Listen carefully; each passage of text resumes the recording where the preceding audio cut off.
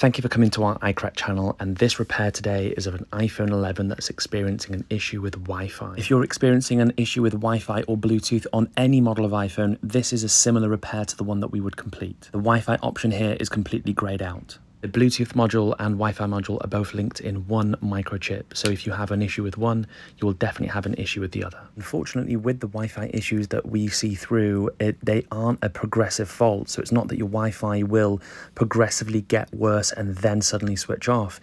It will just be that one day you go to your Wi-Fi and it's fully greyed out. The options are greyed out and you're unable to connect to Wi-Fi. As this is a logic board based fault, we have to remove the iPhone's screen and then access the logic board. Apple's iPhone 11 logic board is actually a sandwich layer board. Most of the iPhones now that are newer than the iPhone 10 are these sandwich layer designs, which is fantastic for design, but they can easily be broken. Now, as confirmed before, the iPhone's logic board is a sandwich layer design, which means it comes in two halves. The Wi-Fi module actually sits within the layers of the logic board, and it means that we have to take the top layer of the logic board apart.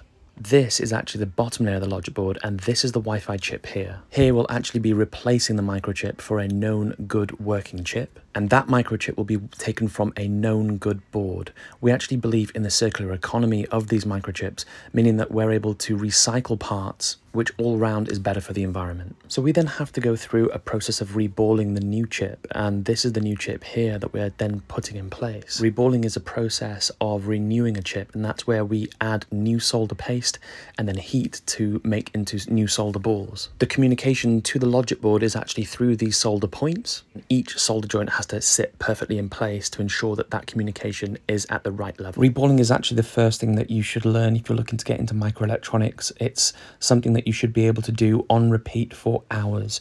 The single microchip off, reball, back onto the logic board, and then repeat the process again and again for hours until you perfected it. There's an art to it, and that can only be learnt through hours and hours and hours of trying. The solder paste, through heating, turns into spheres, and they're tiny spheres that sit in place on top of that chip. And then we go through and heat the bottom part of the logic board up again, and that's to put the new Wi-Fi IC in place. We use a jig to test both sides of the logic board are going to communicate perfectly with the new Wi-Fi IC in place. As we confirmed before, this is a sandwich layer design, and the jig mimics both sides of the logic board being attached together again. This bit of kit is a godsend, because without it, you would have to put both sides of the logic board together to confirm the communication was correct, and only then continue. And if you had a fault, then you have to take both sides of the logic board back apart to complete another repair and then to repeat. So now we turn on the iPhone in the jig and then confirm that the Wi-Fi is actually now working perfectly.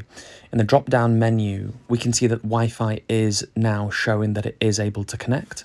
We do also test fully within settings as well. If we found that Wi-Fi was unable to connect at this point, it would be easier to take both parts of the logic board apart and then complete that Wi-Fi IC repair again.